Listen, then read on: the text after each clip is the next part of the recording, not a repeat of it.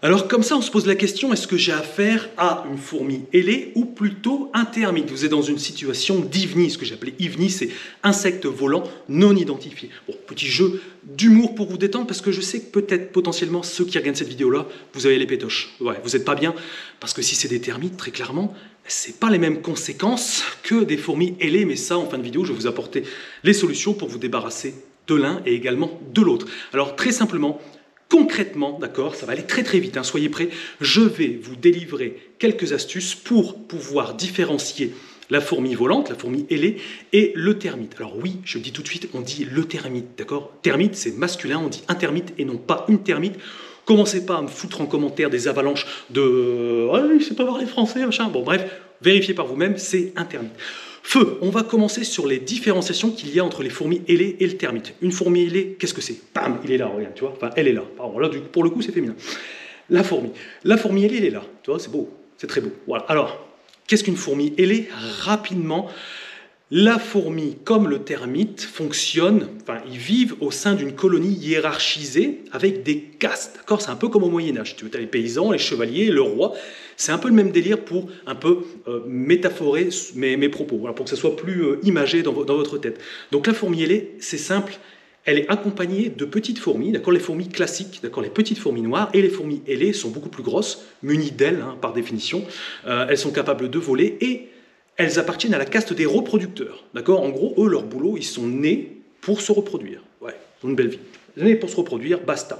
Et ils se reproduisent lors du vol nuptial. Ce qu'on appelle le vol nuptial, c'est lors de l'essaimage, d'accord? Lorsque l'essaimage, en gros, hein, pour vous la faire simple, c'est en gros, c'est une cloche qui sonne pour dire, allez, les reproducteurs maintenant, partez de la colonie et allez fonder votre propre colonie. Donc lorsque vous avez des fourmis ailées, ça arrive souvent au mois d'avril-mai, peut-être un peu mars en fonction des températures.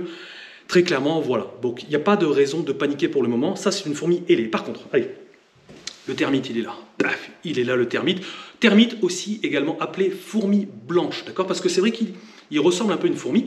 Et pareil que pour la fourmi ailée, pareil, forme de caste, etc. Et il y a des termites rampants qui sont démunis d'ailes qui ne peuvent pas voler par définition, ce sont des rampants. Et également, vous avez les termites ailés, et ceux-là, c'est tout comme la fourmi, ce sont des reproducteurs destinés à partir et à fonder leur propre termitière, d'accord, leur propre colonie. Maintenant, pour les différencier, c'est très simple. Bon, vous avez vu, il y a quand même une différence de couleur. Hein. Voilà, on est plutôt sur du noir, et là, surtout, plutôt sur du brunâtre. Alors, je vous ai fait un petit dessin.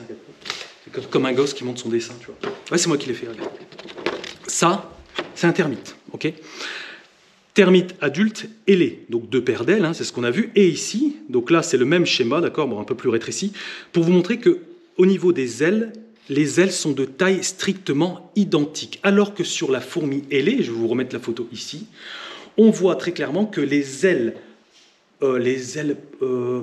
postérieures, oui, antérieures, postérieures, donc les ailes qui sont avant, sont beaucoup plus longues que les ailes antérieures, donc les ailes qui sont derrière.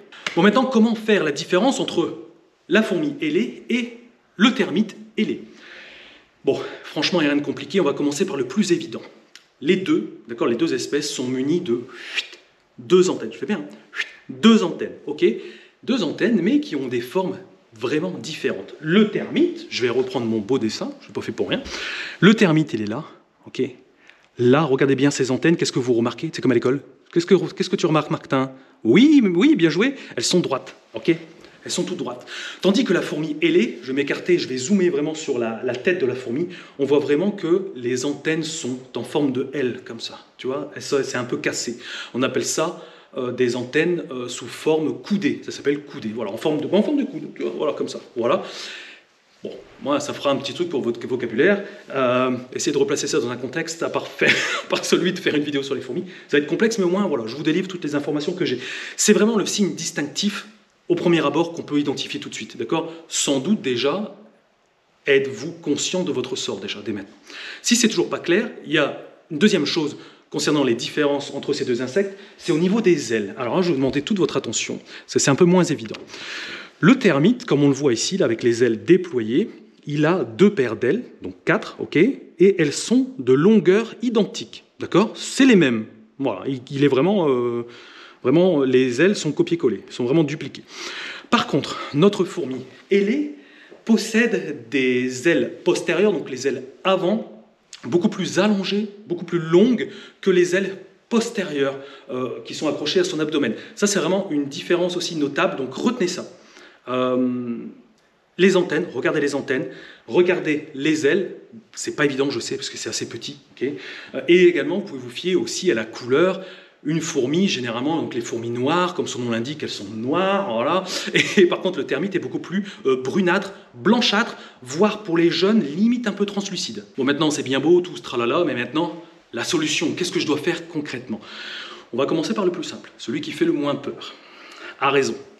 La fourmi ailée. Alors, je vais vous donner une astuce ultime, très complexe à mettre en œuvre pour vous débarrasser des fourmis ailées. Vous avez la poignée de votre fenêtre, vous l'ouvrez, vous ouvrez la fenêtre.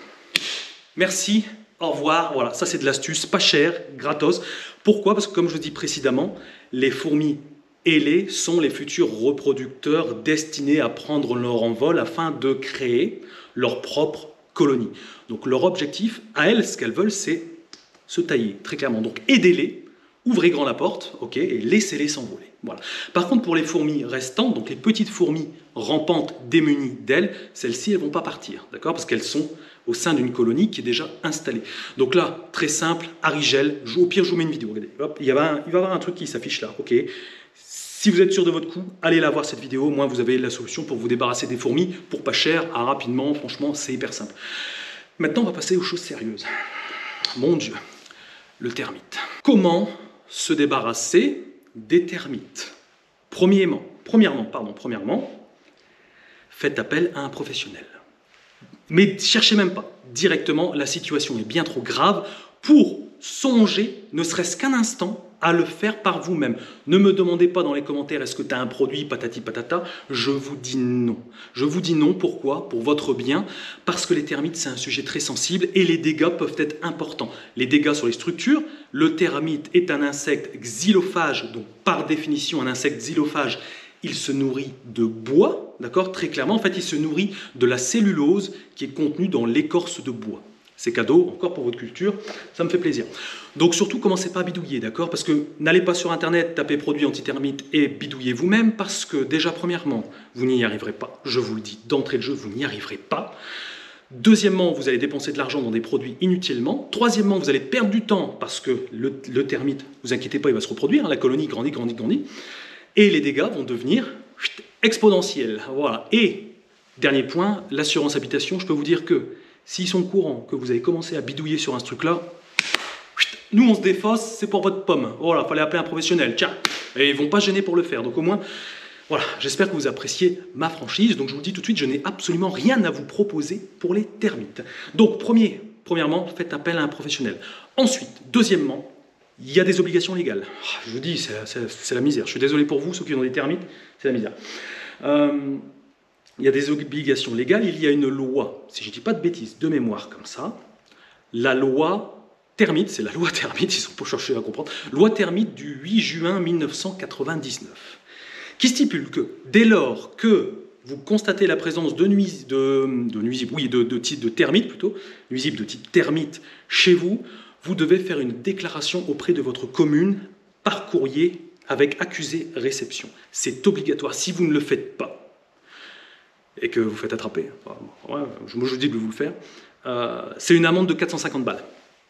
Bam! Donc bon, déjà, ça fait bobo. Si vous souhaitez avoir tous les éléments, parce qu'en vidéo c'est compliqué, j'ai rédigé un article sous forme de blog qui récapitule les démarches que vous devez suivre. Sur ce blog, vous allez trouver absolument les documents qu'il faut remplir. Notamment, c'est un document CERFA, c'est un document spécifique. Je me suis embêté pour vous à le trouver.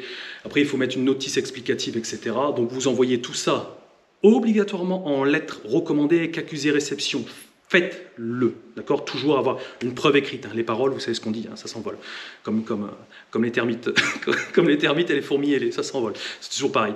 Donc, faites-le, mettez-vous aux normes, parce que derrière, il peut y avoir des répercussions économiques importante, voilà, parce que le termite fait des dégâts sur les structures en bois. Il peut provoquer dans des cas d'infestation extrême des effondrements, mais bon, vous savez ce qu'on dit, généralement, il ne faut pas attendre d'être... voilà, si vous êtes sur cette vidéo et que vous avez constaté la présence de termites, ne serait-ce qu'un tout petit peu, déclencher l'action. Alors maintenant, ce que je vais vous dire, c'est que vous posez la question, où est-ce que je peux trouver une entreprise qui peut gérer ça? Sachez qu'il y a des entreprises spécialisées. Par exemple, moi, le termite, je ne le fais pas et je ne le ferai jamais. C'est trop, pas dire que c'est trop complexe, mais c'est pas. Moi, je suis dans le nord de la France et en plus, pour vous apporter d'autres informations, regardez, toujours pareil, regardez, hop, je m'écarte. Je vous mets la carte de notre belle France ici. Regardez-moi ça. Hop, là, c'est les zones, typiquement, on va dire, les zones qui sont assujetties à des problèmes de termites. Donc vous voyez bien en rouge, hein, notamment faire la Miss Météo. Notamment ici, partie sud-ouest de la France, où on constate vraiment une tempête de termites. Également sur Paris, le nord, on est épargné, sauf le 62. Je ne sais pas pourquoi. 62, moi personnellement, je suis dans le 59, donc les termites, on fout complètement. On a d'autres problèmes, on a la flotte. Mais bon, au moins, vous voyez un petit peu où vous pouvez vous situer. Déjà, voilà, si vous êtes, je crois qu'en Bretagne, il n'y a pas grand-chose. Bon, bref, voilà, vous êtes un peu tranquille. Bah ouais, les gars, on ne peut pas avoir tout. On ne peut pas tout avoir. Vous ne pouvez pas avoir le soleil et pas de termites. Hein, voilà, faut choisir. Alors, mon conseil pour choisir une entreprise spécialisée de confiance. Faites attention, parce qu'on est dans un monde d'escrocs, hein, où il réside un certain pourcentage d'escrocs, donc faites gaffe. Je vous conseille de vous orienter sur les entreprises certifiées TBA+. D'accord ? Pareil, dans le blog que je vous ai mis, je vais vous mettre également en description, il y a un lien, vous cliquez dessus et ça vous emmène sur le site officiel CTBA+, qui répertorie l'ensemble des entreprises certifiées. C'est une certification d'État, c'est des entreprises qui sont là depuis des années et qui sont spécialisées dans le termite. Les mecs ne font que ça et je peux vous dire qu'ils s'y connaissent un rayon. Donc ayez confiance, passez plutôt par eux. Donc voilà mes humbles conseils sur ce sujet. Pour ceux qui ont des problèmes de termites, voilà, ne perdez pas de temps, faites appel à un pro et à la limite, si c'est vraiment un bon professionnel, il va vous indiquer toutes les démarches à suivre. Voilà, moi je vous les ai données, peut-être qu'il y en a que j'oublie parce que je ne suis pas le spécialiste des termites, il y a des personnes beaucoup plus qualifiées que moi j'apporte ce que je sais, d'accord ? N'hésitez pas à leur demander, voilà, j'ai encore rien fait, qu'est-ce que je dois faire ? Oui, il va vous dire, bah attendez, déclaration, peut-être même il va le faire pour vous, j'en sais rien, bref, c'est ça. Et ensuite, je sais que le protocole, c'est une fois que l'intervention a eu lieu, d'accord, vous allez recevoir un papier du professionnel qui stipule que vous avez bien traité votre logement, etc., que le problème est réglé. Et dans ces cas-là, il va vous falloir envoyer un second courrier avec lettre recommandée, avec accusé réception en votre mairie, avec le document que le professionnel va vous fournir, pour dire en gros à monsieur le maire, bon écoute, tiens, regarde, tiens, je te mets le papier, t'as vu je l'ai fait, donc viens pas me chercher des termites dans la tête. Voilà. Allez, j'espère que cette vidéo en tout cas aura été utile aux personnes qui se posaient la question à savoir, est-ce que j'ai des fourmis ailées ou des satanés termites? Au moins, là vous avez votre réponse, je suis désolé pour ceux qui ont un problème de termites. Voilà, bah, bon courage, faites les choses correctement, ça vous évitera d'avoir des problèmes amplifiés par la suite. N'hésite pas à t'abonner à cette chaîne en cliquant ici, à regarder une autre vidéo. Tiens, je te mets une vidéo sur comment se débarrasser des fourmis. Ça, tu peux le faire toi-même, il n'y a pas de problème. Tu cliques ici, là, et quant à moi, bien évidemment, on se retrouve très prochainement dans une autre vidéo. Je vous dis à plus tout le monde. Allez, ciao les termites, ciao.